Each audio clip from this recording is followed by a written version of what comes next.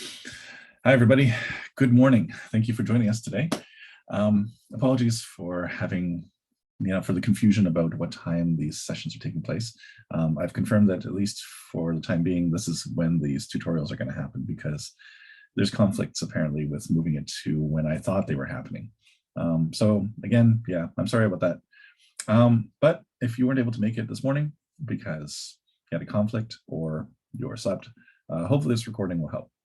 The one reason why it's good to be here for these is because these sessions, like the tutorials in particular, are meant to be a little bit more interactive because while, the 2-hour sessions are meant to try to give you a sense of a particular topic, something significant related to game design, these ones are meant to kind of help you think actively, so there's going to be more interaction with some of these, more things where we ask people who are here to help provide some answers or discussion.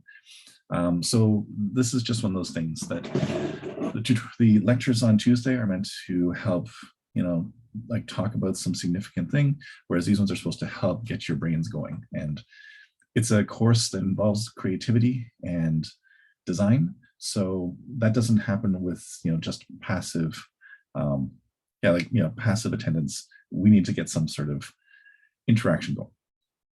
Anyway, so that's kind of where we're starting off with. The reason why this topic exists is because, well, we always try to present topics in time for the next assessment. The 2 assessments that are coming up are the Game Jam on Saturday, and that's mostly to make sure that everyone's kind of got the basics of how to use the tool for our game design course. And the thing that comes after that is these game idea proposals. And so the way this works is that originally, when we started this course, we were trying to figure out ways of forming groups. So we experimented with a bunch of different ways. We had people form their own groups. And what we found was that a group of people who wanted to work with each other, like friends, it didn't mean that there was anyone in that group who necessarily had any good ideas. So we had these groups that were made of people who liked each other, but yeah, like their ideas were terrible. And then, because they liked each other, they would often give each other more slack, and then work never got done. So that we'd stop doing that. We tried forming the groups ourselves, and then we found that we were basically putting together people who didn't want to work together, but looked like they might be okay on paper. So that wasn't so successful. And then we figured out the formula. We figured out the secret to making good games or good groups was actually to come up with, figure out what the 12 ideas or 10 ideas are going to be. And then based on that, we formed the groups around those ideas, who wanted to work on that idea, or for the person who came up with it, who wanted to work with that person. And so we used that. The game ideas were kind of like the seed to the crystal that, would form around this idea, and those worked. So that's why we do this, where at the end of this weekend, we're going to ask everybody to submit 2 to 3 game ideas. And we're going to use those as the basis for all these groups. And so we ask you to do this, even if, at some level, you're not really too keen on the ideas you come up with. We just ask you to do this. Why do we ask you to do this, even if you don't think your game ideas are any good? Partly because you don't really know, right? We want to be able to see what kind of things this class of young, fertile minds can come up with, and use this to be able to think about, okay, well, what are the best ideas that you can think of? Because there's a lot of you, and a lot of you have like these really novel ideas based on your life experiences. We want to be able to look at that and say, like, where is there potential for some really good game? And even if you don't think it's, worthwhile, you're not going to get picked or whatever, it's something where the exercise is useful for getting your brain thinking about how, to come up with ideas to a solution. Right? You need to be able to have a problem posed to you and then think about like a solution and then another solution and another one and another one. And this is something important that we want you to have some kind of practice with. So yes, we attach a certain mark to this task and make everyone do it because this is a course about creativity. And so we want to see you exercise that, even if it's not going to ultimately lead to your game being picked. With that in mind, let's take a look in the past. So this time last year, when we were running the course, what kind of games did we see? This is just a sample. We had something like 10 different games, I think. So And these descriptions are verbatim what was sent to us. So this is not me describing the game. This is what people pitched. They submitted these things on, the Tuesday and the second week of class. And so one of the ones that seemed like it had some potential was this one. So this one's something where if you've ever played Lemmings, this is basically like Lemmings, where little characters would move and you had to put things that would redirect them so that they end up at their goal. But it was done on a 3D, perspective view. So, that one we saw is like, okay, this has potential because it has a basic concept. It seems like it could be fun, easy to manipulate, and there's a lot of room for people to kind of move this in different directions. But also, it's the basic premise is hard to kind of screw up, right? We saw another one, which was Mixtape Dreams. So this one was one where it's like Metroidvania kind of thing. So you had like the side scroller where you're jumping onto platforms. But the idea was that you could change the music. And as you change the music, then certain aspects of like your powers would change. So one of them would make you jump higher, one of them would make you move faster. So that was interesting. Like the aesthetic would actually change the gameplay instead of the other way around. And then we had one that was called The Day the Sky Fell. This one wasn't particularly innovative in terms of the gameplay, but what it did was it changed the environment to be something where the environment was basically like an upside down environment. And so you had the possibility of falling off whatever you were standing on and disappearing into the sky because the sky was below you. And so you had to kind of navigate this upside down world. So not particularly innovative gameplay, but the environment provided kind of an interesting context for what would normally be like a regular platform. So these were all things where we looked at them and said, yeah, there's some interesting potential. This could work. Of course, none of these things stayed exactly the way they were described because we looked at these things and saw potential, but also gave them feedback on, what do you need to do to fix it? What are some things we didn't pick? Well, you can take a look at some of the things that were suggested. There's one, a communication task game that helps people feel warm during the pandemic. We're like, okay, we didn't quite know what to make of this one, right? So there was too much that was, there was too much that wasn't specified. We couldn't really go with it. Oh, sorry, just looking at the chat. Do we need to create simple prototypes for these? This is all writing at this point. When you do the game jam this weekend, part of it is going to be just exploring what kind of things Unity is capable of, and then using that to inform the ideas that you come up with. What we're doing today is to try to help give you some ideas of how to think about these things so that when you're coming up with this idea, you use your experience with Unity and you use your understanding of how to be, creative while also being reasonable. And that latter part's what we're trying to do today. Imposter 3D. So yeah, playing, and again, that's how it was written. So playing the famous tabletop imposter game, but in 3D world with AR. So there was a few reasons why we're like this. I don't think this is feasible, especially when we're teaching stuff online. Food fight dodgeball. So you're playing dodgeball, but you're throwing food at each other.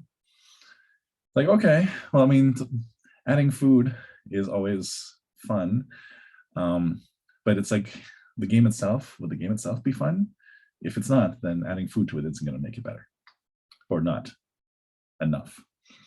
The match between two samurai, you start by using katana and then have strange weapons like swordfish. Okay, again, same thing, right? Fighting games are notoriously hard, especially because they require so much tuning and balancing, and the time we've got isn't enough to be able to handle that. So, we'd have questions about the fighting game even being possible. And then, like adding like funny weapons is cool, but it's not enough if the main game is going to be, I don't know, like hard to do, right? It's only if you got something where the main game is going to be fun and easy to make, then doing all this fun stuff like food or swordfish can help enhance it.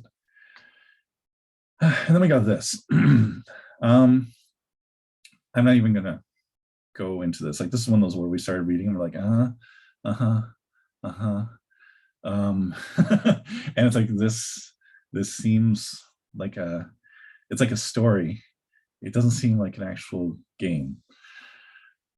So this is basically what we were doing, right? We had, can't remember how many, We had like 100 people, so like 200 to 300 of these, and we just went through them all to try to figure out which ones seemed like they had potential to be doable in this course and which ones don't. And so just to start off, I wanted to point out that sometimes the ideas might have been good, but they were, bogged down by things that had nothing to do with the quality of the idea itself. Some things we had to say no to because of scope.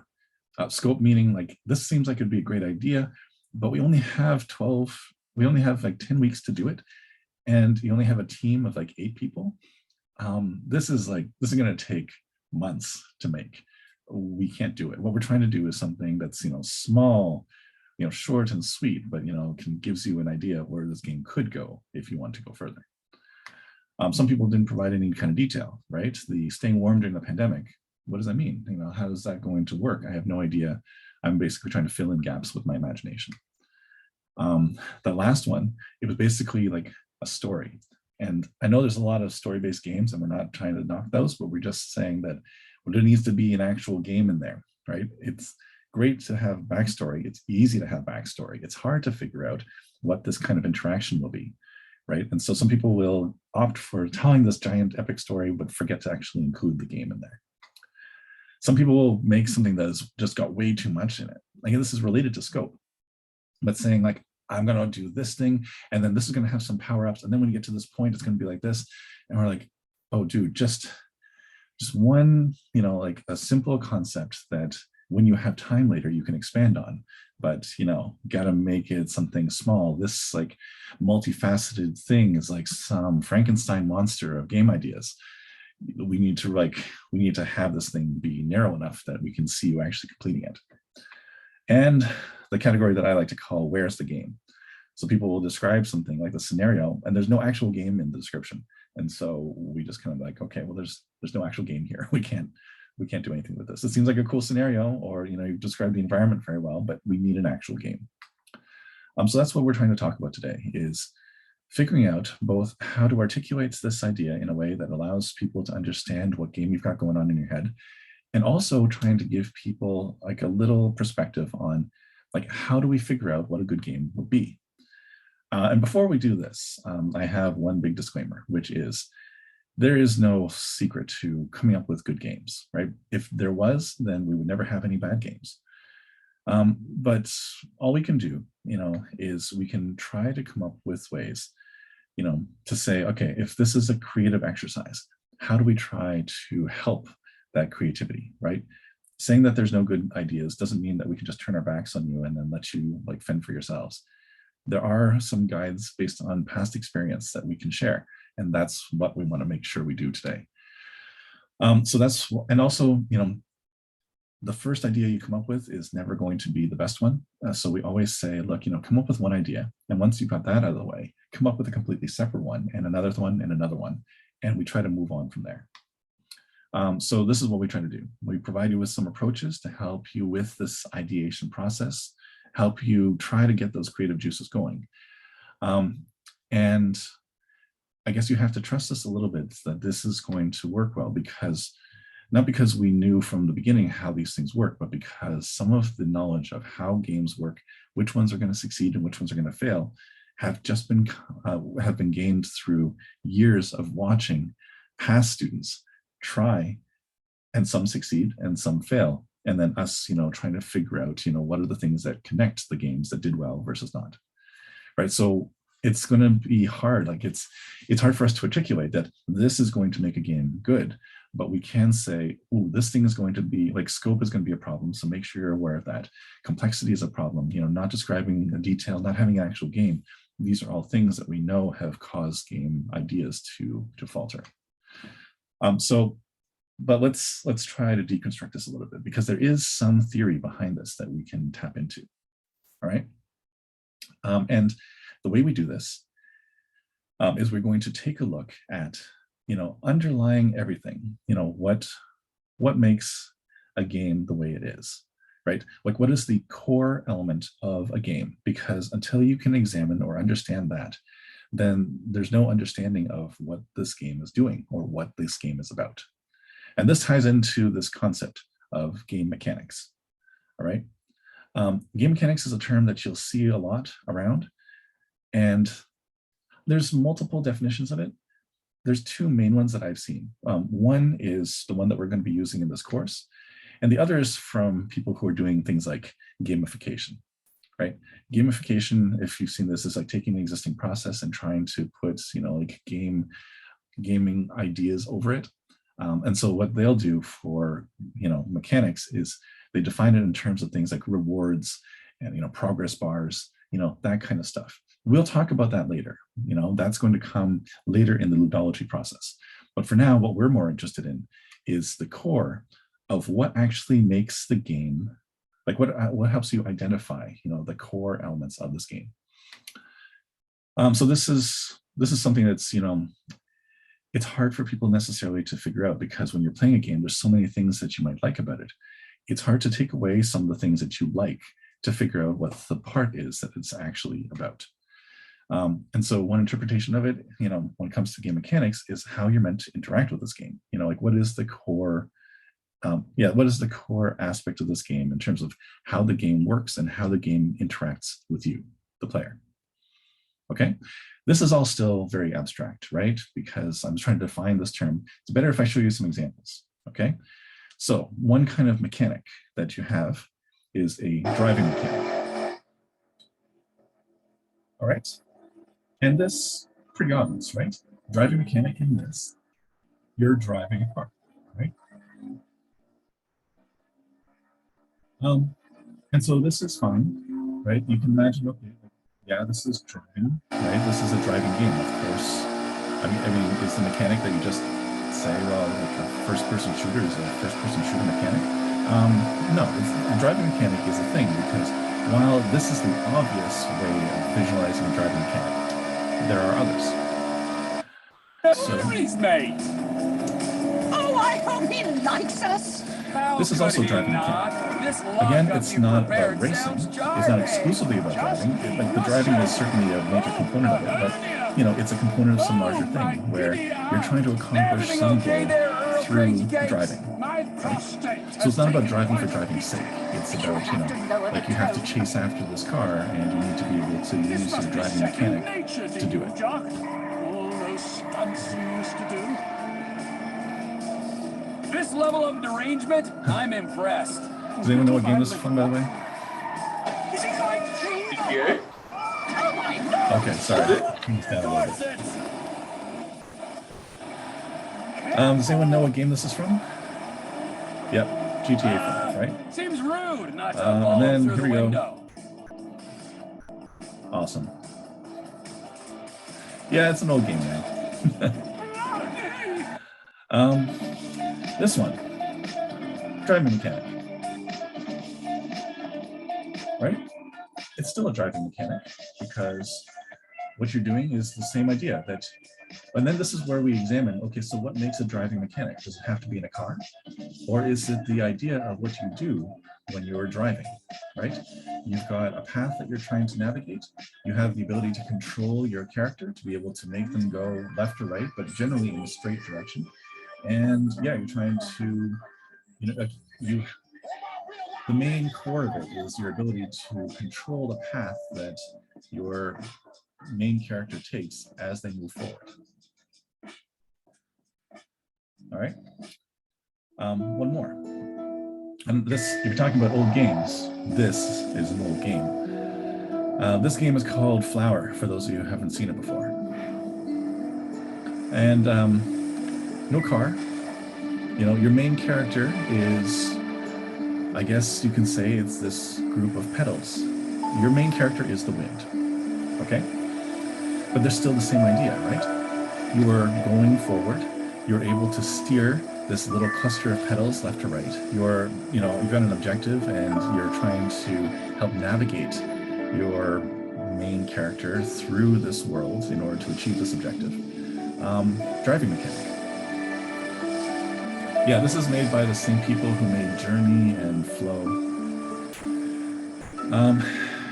So the idea is that all of these things share the same mechanic, the same way of interacting with the game in order to achieve your objective. Whether it's the first one that was explicitly about driving for driving's sake, or if it's the second one where you're driving to achieve some other objective, or snowboarding where you're not really driving like a car, but you're still doing that kind of navigation, that interaction, or this one where there's no object at all, right? You're basically just helping navigate through this world. There's no lanes. You're basically just trying to go from like one cluster of flowers to another, right?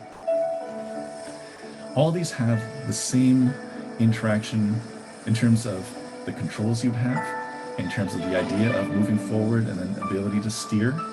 So that's why they all are considered to have the same mechanic, right? The same interaction with the game. So dipping into theory, there is this concept called MDA. And MDA stands for Mechanics, Dynamics, and Aesthetics. And what they say is that every game is made up of these components. The mechanics are, the rules of the game, the way that this game is set up for you to interact with it. The dynamics is kind of the emergent gameplay that comes from those rules, right? So you can set up the rules to any kind of game, like volleyball, or, where you say, oh, you have to stay on the side of the net. You can touch the ball 3 times before it has to go over. The ball can't hit the floor, right? Those are the things where that defines the way the game is meant to be played. But then the dynamic is kind of how this now creates things like strategies and how you work together as a team in order to accomplish this goal.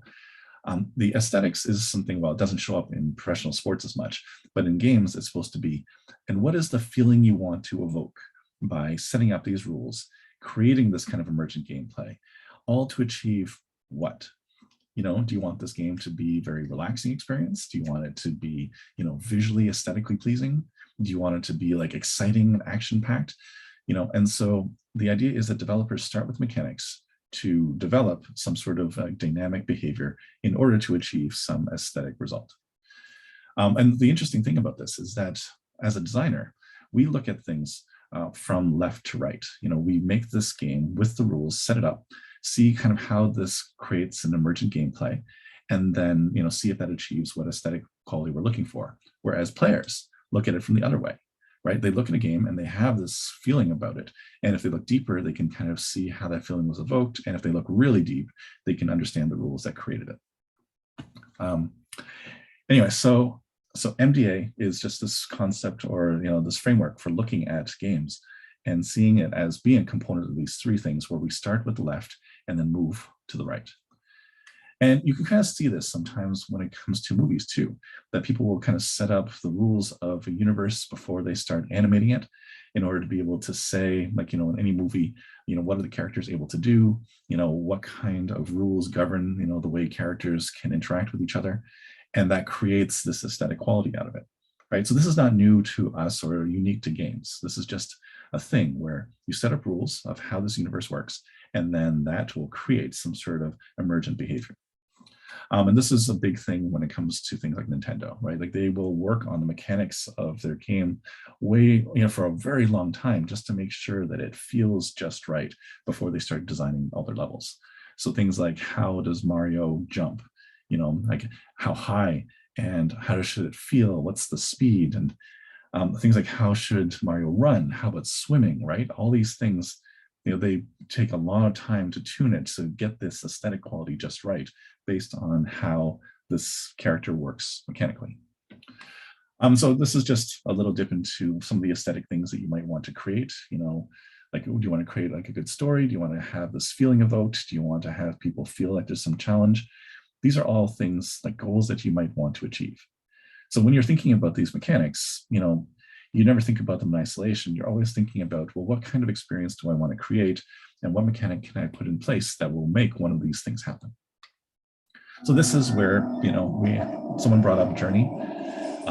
Just the idea that when they set this thing up, they set it up so that there was a bit of a driving mechanic involved, so that you can navigate through this world. And overall, there was kind of like a large scale progression that they were trying to achieve. They also, like, that would be fine on its own, but the thing that they tried to integrate also was this kind of implicit social connection with other players. So you would have another player there and you'd be able to kind of go travel with them. And that was kind of the thing they wanted to explore. And so if you talk to the people who were involved, they were basically saying that we want to be able to have players care about each other while they're going and, exploring this world, right? Whether that did it or not, it's hard to say, but it was interesting. So, okay, so that's the definition, right? That is what a mechanic is. That is what a mechanic is, and that's kind of what its role is in terms of what it's meant to achieve. So if we had to try to examine, the mechanics that are happening in a particular game, let's say we have a game and we want to be able to find out what its mechanics are. So what I'm going to do is I'm going to show you a few, and I want people, this is where you start interacting. I want you to put in the chat what mechanics you think are happening. Like, what is the action or activity that is core to this game? There's a lot of ways that games interact with you, but what I want you to try to isolate is, what is the core experience? So in the case of something like Angry Birds, there's a lot of things going on there, right? You have the ability to level up, you have the ability to collect these golden eggs, whatever. But the core part of it, the part where this game wouldn't be Angry Birds without it, is the idea of being able to fling objects and being able to have these objects knock down some structures, right? If either of those things were missing, this wouldn't be Angry Birds. Take away the golden eggs, still Angry Birds. Take away the ability to do 1 star, 2 star, 3 stars, still Angry Birds. Even take away the different kinds of birds, still Angry Birds, right? Take away these two things, the game's not a game anymore, or not the one that we identify it. So all these other things, they help, but they're not the core gameplay. Okay. All right, so let's give you a few examples.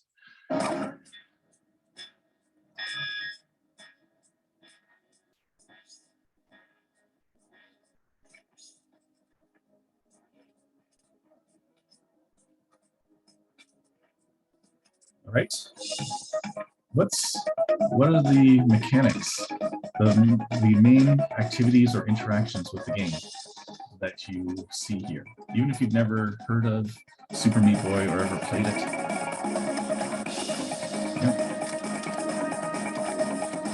Well, can I speak? Yeah, you can speak. Yeah, I think it's the ability to maintain the momentum on the, I think that's blood.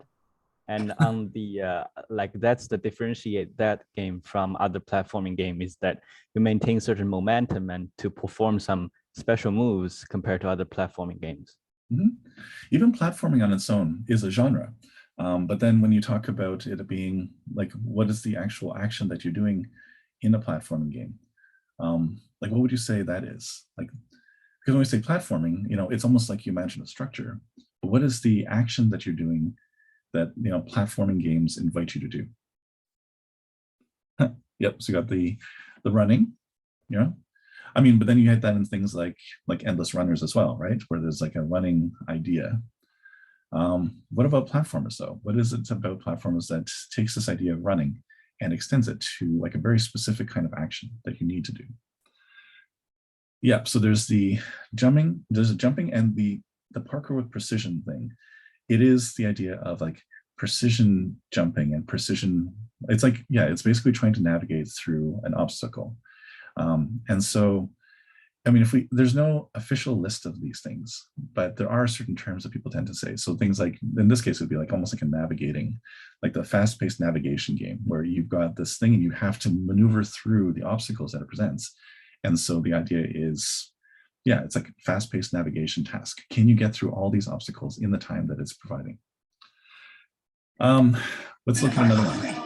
This one's one of my favorites. If people ask me what your favorite game is, I almost always present this one because it is neat and simple and weird.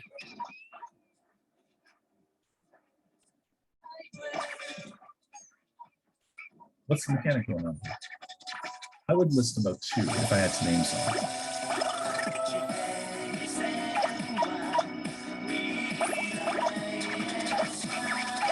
Yep, so there's so this also has a certain driving aspect to it, right? Because you have the ability to go forward and maneuver kind of left and right. So there's the navigation aspect because you're trying to maneuver around certain obstacles and towards others. So the snowballing The snowballing or the sticking of objects, the typical term people use for that is a collection mechanic, right? This is something where, again, if you're in like a Mario level, you want to go and get all the coins, or you're playing Sonic and you want to get all the rings. This collection mechanic is the idea that there's items that you want to try to pick up, and picking up more kind of gives you that feeling of accomplishment. Yep.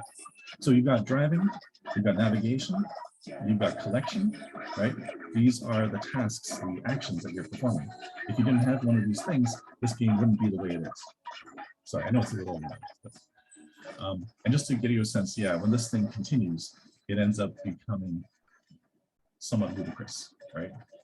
For those who've never played this, basically this thing just keeps on building. The more things it accumulates, the bigger this ball gets, the bigger the objects it can pick up. And so this thing literally snowballs. Have other people played this game? And yes, the idea is you're meant to become planet-sized, or rather like star-sized. Your main character has caused all the stars in the universe to disappear, and the only way you can build them back up is to make a large ball of things that can act as a new star. Yep. All right, one more. So in this game, you're on an island, and as you explore it, you pick up journals, like journal entries. And then it starts to read those entries to you as you pick them up. I've begun my ascent on the windless slope of the western side. The setting sun was an inflamed eye squeezing shut against the light shone in by the doctors. So my neck is aching through constantly craning my head up to what kind of track the mechanic light is of this? the aerial. I must look downwards, follow the path out of the island to a new beginning. I would say this will be like an interactive story, that kind of stuff. The player discovered the story as he discovered the world. And see, the idea of discovering things, right? That ties into what people put in the chat about collection, right? There's definitely the exploration in that you're trying to find your way through this world to see different parts of it. And then this collection is kind of helping provide some goal to build up, the collection of these journal entries. So yeah, there's multiple things here. If you didn't have the exploration, this would be just like a digital story. If you didn't have these items, you wouldn't know what you're exploring for. So it's a little bit of both. And this is kind of common to a lot of games, right? There's a lot of what they call the walking simulators these days, but these narrative games where your whole idea is to uncover what happened by exploring the world. So this is an idea of what kind of makes the core gameplay. There's things where people kind of augment that. And sometimes the idea of Meat Boy, right? It's the platforming game, which is about navigation, but there is that speed element to it. There's one little caveat that says, when you're doing these things, trying to identify mechanic, you don't lump in kind of these enhancements or these augmentations to it. So speed is not really a mechanic. It's the thing that augments a mechanic and helps kind of enhance it a little bit.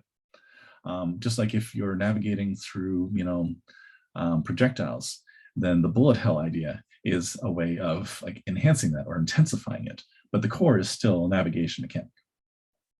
Anyway, so this is the idea of when you look at games now, like you can look at them and try to see, so what is the actual mechanic behind it? Like, what is the way that I interact with this game in order to try to figure out what it's about? Like, what is the core aspect to each of these games? So once you've been able to do that, once you can kind of look at the game and like look deep into it to figure out what it is at its heart, then we can start doing things to enhance it. We can try to find variations, or like ways to kind of subvert this. And so what we say is that, this mechanic is core. It starts off with, whatever like theme you've got, put some sort of mechanic over top of it in order to create, some general feeling. So what some people might do is they would say, all right, I'm going to do a platformer, but I'm going to do it in like upside down Tokyo, right? And that can enhance it in a way that kind of changes the way it works. But, we need to be able to figure out, okay, so like what is the mechanic behind certain things? So going back, one of the games that was submitted last year that we showed you was Mixtape Dreams, right? And what they said was it's a Metroidvania platformer, blah, blah, blah, blah, blah. In here, what we were looking for when we were looking at these games was what is the mechanic that this game is supposed to be about, so that I can kind of picture what the core gameplay is. And here, when the main thing that causes, or the main mechanic would be captured in those words, the Metroidvania Platformer. And the nice thing about this is that while you could describe this thing in terms of, I want to have like a navigation game where I go back and forth and I try to explore and get some objects and go through obstacles, people just use terms like platformer to be able to encapsulate all that. So you don't have to describe it at that low level of detail. And that's fine, right? If you want to use a genre to be able to encapsulate this, it just means that you convey a lot of information in a short period. So it's fine to use some of these terms to be able to capture like the different components, like, multiple mechanics in a single term. Do we have to have theme before deciding mechanics? No, I would like to actually have you start on mechanics first and then figure out a theme, but I'll talk about that in a sec. In this case, though, what we said was, if you just said, I'm going to do a Metroidvania platformer, we would say, no. I mean, we don't need you to recreate existing games, right? That's what those people have already done. And these are games that have been pioneered a long time ago and explored to death by studios that are way bigger than what we've got. We have 10 weeks and a small group. So our goal is not to try to recreate some things that larger studios have already mastered. We have to try to go at it from a different point of view. I'm not saying that you can't do this, in your spare time, because, when you have more time and larger groups or whatever, then you can do these things. But for this course, we need to be able to think about what this course allows us to do. This course requires us to come up with something in a short period of time with a small group. So the secret is not going to be to recreate things that exist already. It's going to be to come up with something different, something weird where people would come in and say, I never thought to do that. Let me see what happens with this group. I want to come back to a later milestone and figure out, where did this idea go? Because it's a cool idea. And I would explore it if I wasn't already, shackled to my desk and having to work 9 to 5. Otherwise, I would love to see where this idea would go. I'd love to have the freedom to explore this idea. You all have the freedom. So we are not going to try to recreate games that exist. We are going to try to create some novel experience, because that's what our course affords. That's what the affordances are for this course. So in this case, the novel element was the idea that the aesthetic, you can change the aesthetic and that changes your abilities. I mean, the idea of being able to change your abilities is not the huge thing, but the one interesting twist was, the mood. You change the mood, like the music, and then the mechanics have to follow the mood. And so that was the thing that was interesting, and people wanted to see this thing implemented. The one major thing, though, is that when we have you do these, it's fine if you start off with something like a Metroidvania platformer, right? That gives us the setting for what this game is going to look like, because we've got these terms we are familiar with. That helps to convey a lot of information. But the main thing is the one on the bottom. Does this enhance the core mechanic? One of the games that we rejected was, well, first off, this one, because we had no idea what the mechanic of this game was, right? It's a communication task game that helps people feel warm during a pandemic. What is the actual thing that the person's supposed to do? Like, is this supposed to be a puzzle game? Is this supposed to be like a navigation game? Is this supposed to be like a dialogue game? Like, there's no mechanic here. I don't know what this game is actually supposed to make me do. And so I don't know if it's going to accomplish this task of making you feel warm, because I don't know what you're doing. But in this case, so the tabletop imposter game, the main issue with this is, okay, you got a tabletop imposter game, it's a good start. But a 3D world with AR, first off, we're all distance, so it's unlikely that the people who are going to be testing your game are going to have the physical setup you need. But also, I mean, I don't understand how this enhancement actually affects the main mechanic, right? Like, the 3D world and AR is an enhancement.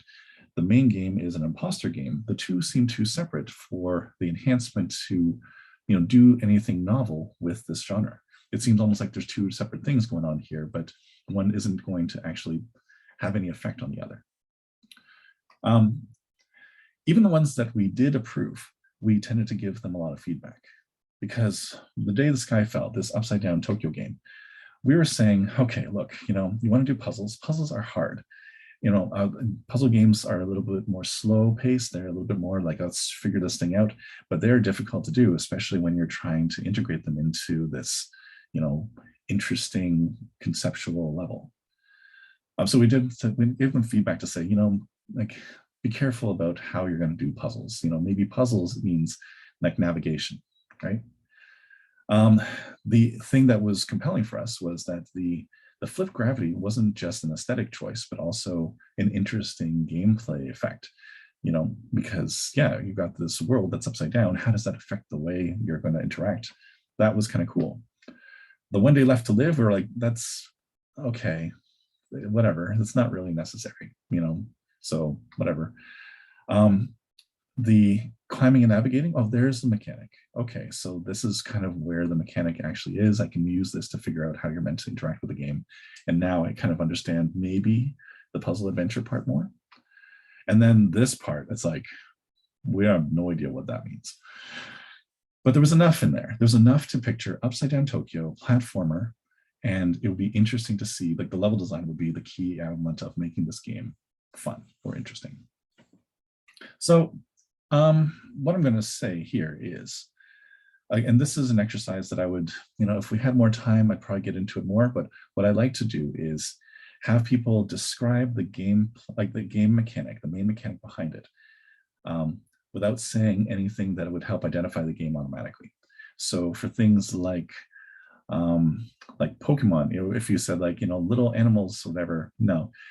But I guess, if you said something like, you're trying to, collect all of the creatures that exist in this world, right? And then you'd be like, you look at this and you'd be like, oh, Pokemon. If you said something like, I'm going to have a world that is made up of creatures, like, large creatures that, require a large amount of, climbing to navigate in order to defeat them. You might say like, Shadow of the Colossus. I'm going to have something where the main mechanic is, trying to find ways of connecting 2 points in space so that you can navigate through this level. What would that be? I'm going to have a mechanic where you connect 2 points in space. Yes, you connect 2 points in space in order to be able to navigate through a level. That's Portal, right? Again, it's a navigation mechanic, but then you're using this kind of connection technique in order to be able to perform the navigation, make your way through the level. Anyway, so if I had more time, I would, usually dispense a copy of each of these to everyone in the class and then get people to try to do it. But there's a few things I want to get to first. So the other thing I'd like to have you think about is, what's the core mechanic behind Pac-Man, right? There's two that I can think of. So what's the core mechanic behind Pac-Man? Yeah, we got collection, because you want to get all of the dots, because that's the win condition for every level. And navigation, right? Because you have to get around the ghosts and you have to get through the passageways in order to be able to collect these dots. Okay, if this game is about navigation and collection, what could you do to augment those two mechanics? What could you do to help add like an interesting variation to the navigation, right? So you have the score, so that helps to affect, question. You have obstacles. Like, you could change the way this grid works so that some of these passageways open and close. That affects your navigation. You have enemies that would also affect the navigation. So that's where the ghosts come in. First person, that would definitely. I've tried first person Pac-Man. It's rarely been done well. Things that would help charge your speed so that the navigation can be enhanced or slowed down. Even like, let's say you picked up something like a negative power up, you have to go through it in order to be able to get to some of the pellets, and then it slows you down as a result.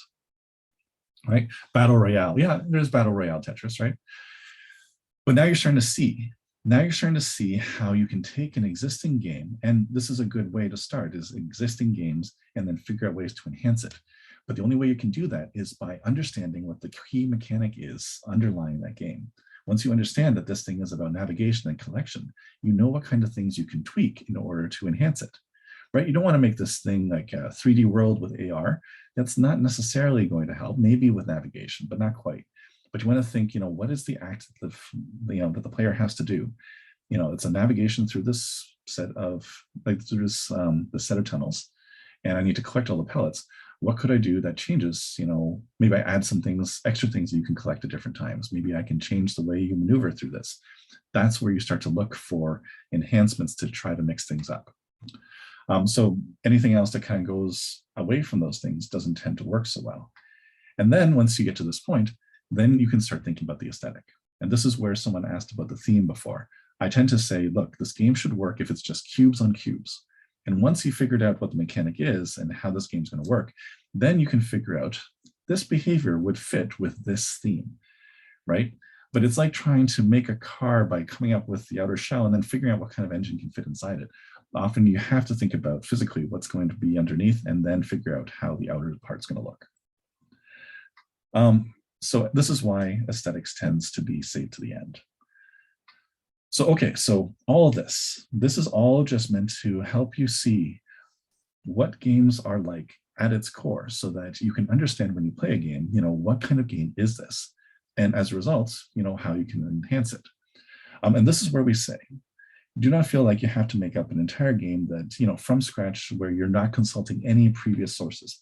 The more you make reference to things like Metroidvania Platformer, the more information you transmit in a few words, right? Like each of those words has a huge amount of knowledge attached to it, or a huge amount of information inside it in terms of telling you what the mechanics are for it, telling you what like the viewpoint is, the interaction. There's a lot that's packed into terms like, first person shooter or platformer or, things like that. So don't shy away from that.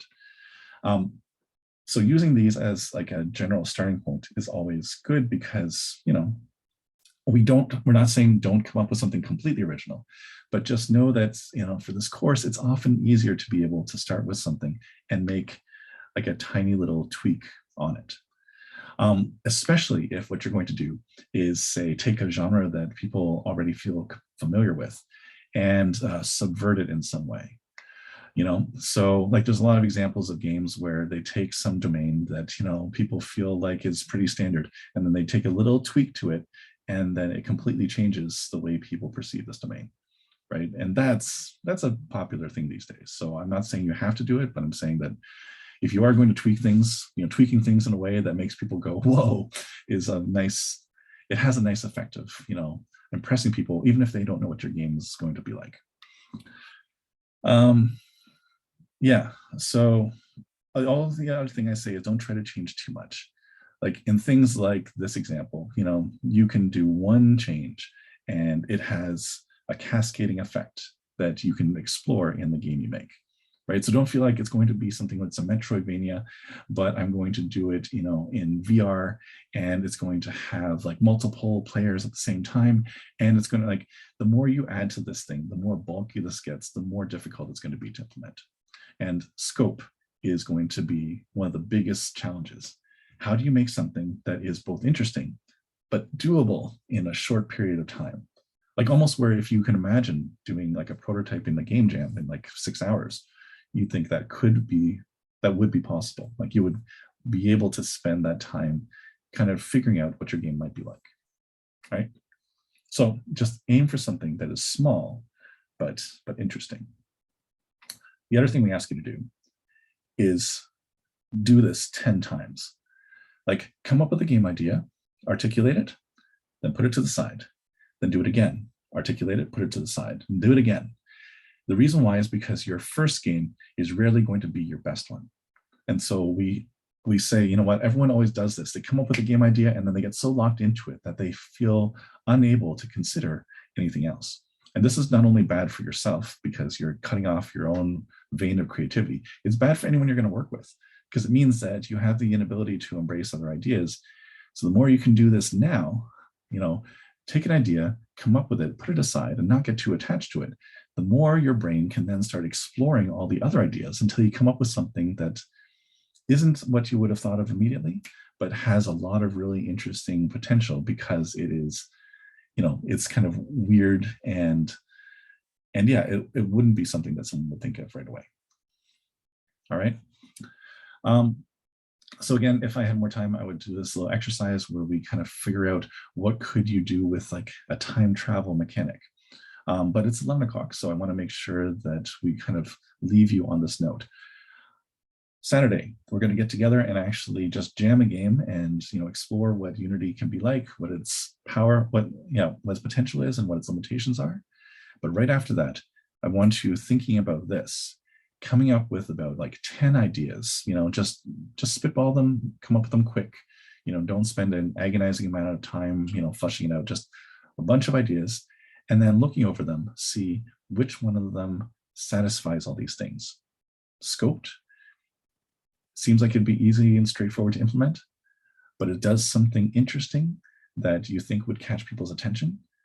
This is step one of our journey together, right? Trying to think of what kind of things might be a fun game.